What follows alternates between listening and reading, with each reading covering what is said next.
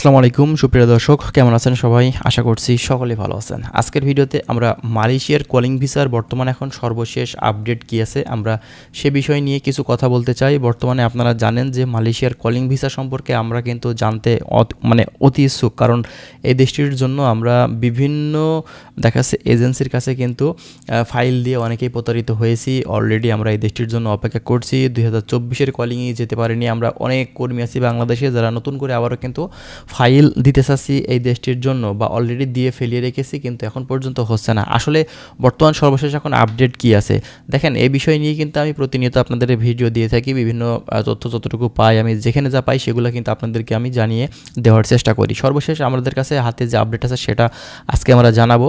নতুন করে এখন মালয়েশিয়াতে মূলত তারা স্থানীয় কর্মীদের উপরে তারা কিন্তু নির্ভরশীল হতে চাচ্ছে, এবং বর্তমানে বাংলাদেশ বা বিদেশি অন্যান্য দেশের যে কর্মীগুলো তারা নিয়ে থাকে বা হায়ার করে থাকে বিভিন্ন কোম্পানিতে, মূলত এই বিষয় নিয়ে কিন্তু পুনরায় আবারও বেশ বিস্তারিত বিষয়গুলো নিয়ে কিন্তু কথা বলা হয়েছে এটিএন বাংলা চ্যানেলে।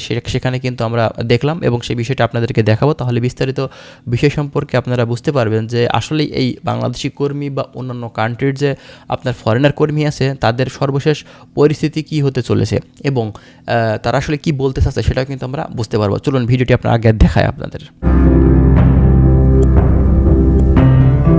পরিবারের মুখে হাসি ফোটাতে প্রবাস জীবন বেছে নেন বহু মানুষ, আর তাতে বাংলাদেশ থেকে অনেকেই সৌদি আরব, কাতার, কুয়েত সহ মধ্যপ্রাচ্যের বিভিন্ন দেশে যান ভাগ্যর পরিবর্তনের আশায়। তবে মধ্যপ্রাচ্যের এসব দেশ ছাড়াও দক্ষিণ পূর্ব এশিয়ায় সবচেয়ে বড় শ্রমবাজার রয়েছে মালয়েশিয়ায়, আর তাই মালয়েশিয়ায় বাংলাদেশি সহ বিভিন্ন দেশের মানুষ সবচেয়ে বেশি গিয়ে থাকেন কাজ পাওয়ার আশায়। তবে এবার বাংলাদেশি সহ সব বিদেশি কর্মীদের জন্য এক বড় দুঃসংবাদ দিয়েছে দেশটি।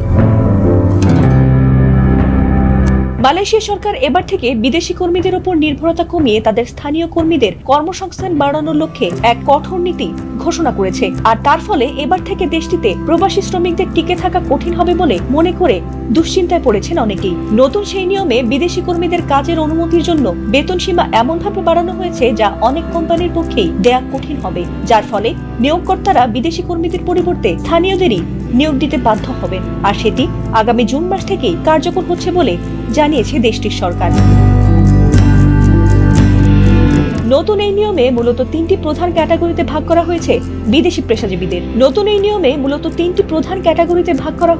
বিদেশি শ্রমিকদের ক্যাটাগরি 1-এর ক্ষেত্রে এখন থেকে ন্যূনতম মাসিক বেতন হতে হবে 20,000 রিঙ্গিত, যা আগে ছিল 10,000 রিঙ্গিত। এই উচ্চ বেতনভোগী কর্মীরা সর্বোচ্চ 10 বছর দেশটিতে অবস্থানের অনুমতি পাবেন। ক্যাটাগরি 2-এর ক্ষেত্রে বেতন সীমা নির্ধারণ করা হয়েছে 10,000 থেকে 19,999 রিঙ্গিত পর্যন্ত। এই স্তরের কর্মীদের জন্য ভিসার সর্বোচ্চ মেয়াদ রাখা হয়েছে, তবে সবচেয়ে বেশি প্রভাব পড়বে ক্যাটাগরি 3-এর ওপর, কারণ যেখানে আগে 5,000 রিঙ্গিত বেতন হলেই চলতো, সেখানে এখন নতুন সীমা ধরা হয়েছে 5,000 থেকে 9,999 রিঙ্গিত পর্যন্ত। এই ক্যাটাগরির কর্মীদের জন্য অবস্থানের সময়সীমা কমিয়ে মাত্র 5 বছর করা হয়েছে। নির্দিষ্ট এই সময় পার হওয়ার পর তাদের সরিয়ে দিয়ে নিয়োগকর্তাদের বাধ্যতামূলকভাবে স্থানীয় কর্মীদের নিয়োগ দেওয়ার পরিকল্পনা থাকতে হবে। মালয়েশিয়ায় নিযুক্ত বাংলাদেশ হাইকমিশন ও অভিবাসন বিশেষজ্ঞদের মতে এই সিদ্ধান্তের ফলে সাধারণ শ্রমিকদের পাশাপাশি বাংলাদেশি পেশাজীবীরাও বড় ধরনের সংকটে পড়বেন, কারণ এমনিতে 2024 সাল থেকে বাংলাদেশ থেকে নতুন কর্মী নিয়োগের ভিসা বন্ধ হয়েছে। তার উপর নতুন নীতি কার্যকর হলে যারা বর্তমানে সেখানে আছেন তাদেরও মেয়াদ শেষে আবারও দেশে ফিরতে হবে, আর বিপুল সংখ্যক কর্মী কাজ হারিয়ে দেশে ফিরলে বাংলাদেশের বৈদেশিক মুদ্রা রিজার্ভে বড় ধরনের নেতিবাচক প্রভাব পড়ার আশঙ্কা রয়েছে। এই ভিডিওটি আপনারা দেখেছেন এবং যতটুকু বোঝা গেল যে তারা নিজের দেশের কর্মীর উপরে নির্ভরশীল হতে চাচ্ছে এবং তাদের দেশের কর্মীদের বেতন ভাতা বাড়ানোর জন্যই কিন্তু তারা এই সিস্টেম বা এই পথ অবলম্বন করছে, যেন তাদের দেশের কর্মীরা সেখানে ভালো থাকে। ঠিক আছে, তাদের কর্মীদের উপরে তারা যেন নির্ভরশীল হতে পারে। তো যাই হোক, এখন এটা শুধুমাত্র আপনার মালয়েশিয়ার কর্মীদের উপরে নির্ভরশীল শুধুমাত্র তারা মুখে বললেই হবে না, কারণ আমরা জানি যে বাংলাদেশি কর্মী কি পরিমাণে কাজ করে থাকে আর মালয়েশিয়ান কর্মী কি পরিমাণে কাজ করে থাকে, এটা কখনোই সম্ভব না এভাবে। ঠিক আছে, তো যাই হোক, আমাদের সাধারণ কর্মীদের উপরে এর প্রভাব কিন্তু পড়বে না, কোনো সমস্যা নেই, আমাদের এত টেনশন করে কোনো লাভ নেই। ঠিক আছে, অবশ্যই বাংলাদেশে থেকে কলিং ভিসাতে আপনার মালয়েশিয়া গভর্নমেন্ট কর্মী নিবে, এই বিষয়ে আপনারা শিওর থাকতে পারেন। আমরা যতটুকু খোঁজখবর নিয়ে জানতে পারছি, নতুন যদি আপডেট পাই অবশ্যই আপনাদের কিন্তু সেই বিষয়ে আমরা অবগত করার চেষ্টা করব। ভালো থাকবেন, আল্লাহ হাফেজ।